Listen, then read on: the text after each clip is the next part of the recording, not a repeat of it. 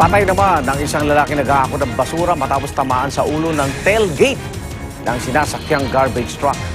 Bumagsak po ang tailgate matapos mabangga ng elf truck na kasama sa isang campaign motorcade sa Makati. Narito ang unang balita ni Jamie Santos. Pasado 10:00 ng umaga kahapon, dumaan sa H. Santos Street sa Tejeros, Makati ang motorcade ng congressional candidate na si Kid Peña.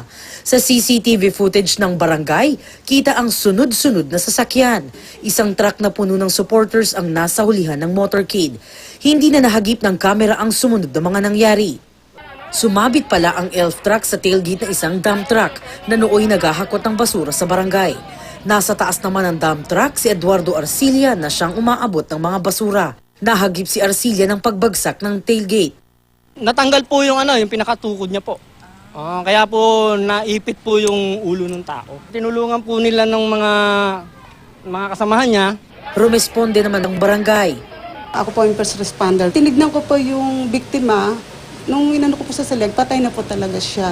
Kasama raw sa motorcade si Peña, pero hindi na raw ito pinatuloy matapos ang insidente.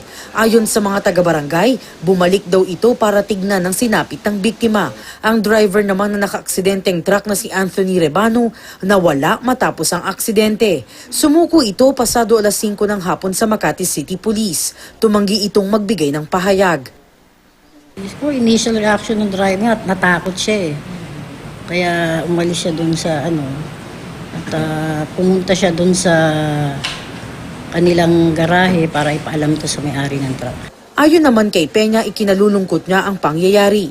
Tutulungan daw nila ang pamilya ng biktima, haharap sa reklamong reckless imprudence resulting to homicide. Ang driver ng elf truck, para sa unang balita, Jamie Santos reporting.